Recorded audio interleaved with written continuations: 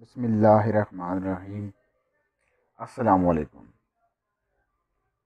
اس قبیلے کا نام تھا بورجگین اور اس کا سردار تھا یسوگوئی۔ تقریباً 850 سال پہلے کی بات ہے کہ اس قبیلے کی تاتاری قبائل سے جنگ ہوئی۔ اس جنگ میں ایک اہم تاتاری جنگجو تموجن گرفتار ہو گیا۔ زنجیروں میں جکڑا تموجن بورجگین قبیلے کے سردار کے سامنے پڑا تھا۔ ایسے میں یسوگوئی کو اطلاع ملی کہ اس کے ہاں بیٹا پیدا ہوا ہے۔ تموجن جب پیدا ہوا تو اس کے ہاتھ میں خون کا ایک لوتھڑا تھا۔ لیجنڈ قبیلے کے بڑوں کا جب اس بات کا پتہ چلا تو انہوں نے کہا کہ ایک دن آئے گا یہ لڑکا عظیم فاتح بنے گا، اور تاریخ نے ثابت بھی یہی کیا۔ یہ کہانی ہے اسی بچے تموجن کی جسے آج دنیا چنگیز خان کے نام سے جانتی ہے۔ میں ہوں ضیاء جٹ اور آپ کو خوش آمدید کہتے ہیں یہ دنیا چینل میں۔ یہ دریائے عمان ہے۔ یہ منگولیا سے بہتا ہوا روس میں داخل ہو جاتا ہے۔ 818 کلومیٹر طویل اس دریا کے دونوں طرف گھاس کے وسیع و عریض میدان اور سرسبز پہاڑیاں ہیں۔ صدیوں پہلے اس دریائے کے کنارے پر یہیں کہیں منگول قبائل بستے تھے۔ قدیم منگول کا خیال تھا کہ سب منگول اسی دریا کے کنارے رہنے والے ایک بھیڑیے کی اولادیں ہیں۔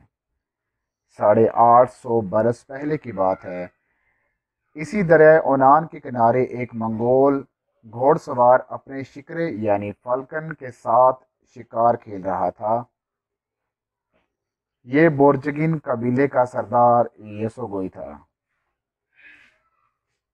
اسی دریا عمان کے کنارے ایک منگول گھوڑ سوار اپنے شکرے یعنی فالکن کے ساتھ شکار کھیل رہا تھا۔ یہ بورجگین قبیلے کا سردار یسوگوئی تھا۔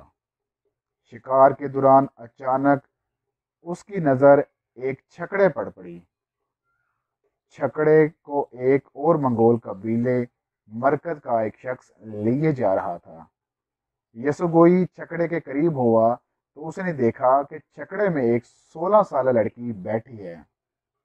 اس کے دل کو یہ لڑکی ایسی بھائی کہ وہ اس سے شادی کرنے کے لیے بے قرار ہو گیا۔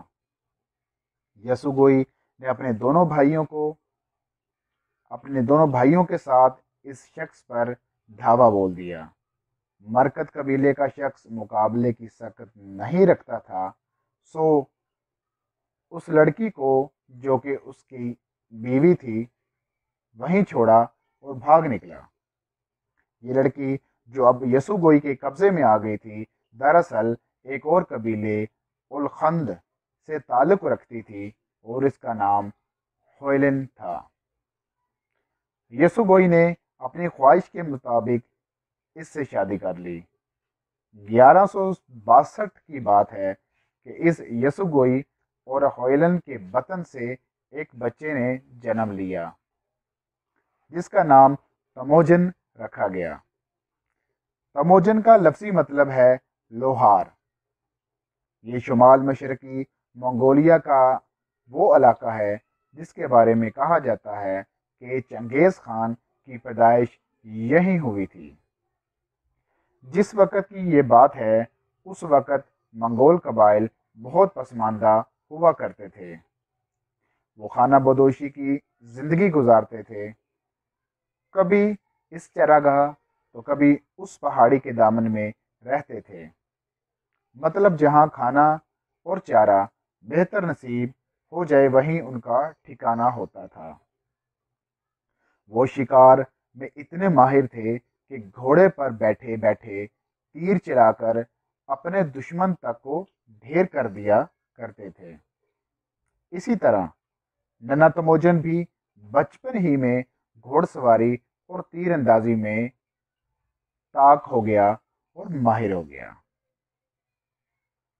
جب وہ 9 برس کا ہوا تو اس کے باپ نے اس کی منگنی اونگرانت قبیلے میں جا کر وہاں کی ایک 10 سالہ لڑکی بورتے سے کر دی۔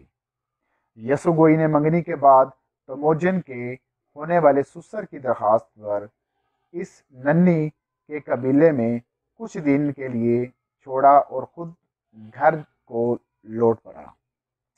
यसुगोई ने मंगनी के बाद तमोजन के होने वाले सुसर की दरख्वास्त पर इसे इन्हीं के कबीले में कुछ दिन के लिए छोड़ा और खुद घर को लौट पड़ा। लेकिन वापस जाने से पहले उसने इन्हें हदायत की कि तमोजन का ज़रा ख्याल रखिएगा, इसे कुत्तों से बहुत डर लगता है। अपने नौउम्र बेटे की मंगनी के बाद यसुगोई खुशी खुशी अपने पड़ाव की तरफ वापस लौट रहा था कि इसे रास्ते में शदीद प्यास लगी। कुछ तलाश के बाद इसे एक जगह कुछ मंगोल दावत उड़ाते नजर आए। ये तातारी कबीले के लोग थे जिनसे यसुगोई की दुश्मनी चल रही थी। लेकिन इसने सोचा, यहाँ मुझे कौन पहचानेगा। चंद घूंट पानी पीने और पेट भरने के बाद निकल जाऊंगा। चुनाचा वो इन लोगों की दावत में शामिल हो गया। मंगोलों में अजनबियों को भी अपनी दावतों में शरीक करने का रवाज था। लेकिन यह यसुगोई की खाम ख्याली थी कि इसे कोई नहीं पहचानेगा। दावत में एक आंख ने इसे देखा और पहचान लिया और चुपके से ये राज कुछ और लोगों को भी बता दिया। अब इसे हमला करके मारने की बजाय उन्होंने महफूज दाव खेला और उसके खाने में जहर मिला दिया। यसुगोई अपनी तरफ से पुरलुत्फ दावत उड़ाकर वहां से निकला, मगर रास्ते में उसकी हालत बिगड़ने लगी और वो बात समझ चुका था। जहर अपना असर दिखाने लगा और फिर भी वो किसी तरह घर पहुंच गया। जहर खाने के तीसरे ही दिन इसने अपने खैमे में आखिरी सांस ली, लेकिन मरने से पहले अपने लोगों को बता दिया कि उसके साथ क्या वाक़या पेश आया और कहाँ पेश आया। यसुगोई की मौत के साथ ही कबीले की सरदारी का मसला भी खड़ा हो गया। उसका छोटा सा खाना बदोश कबीला था, मगर रवायात का असीर था। वो सिर्फ उसी को सरदार मानते थे जो अपनी ताकत और सलाहियत से खुद को सरदार मनवा भी ले। उसके कबीले के लोग यसुगोई की बीवी और छोटे बच्चों में से किसी को भी सरदार मानने पर तैयार नहीं थे।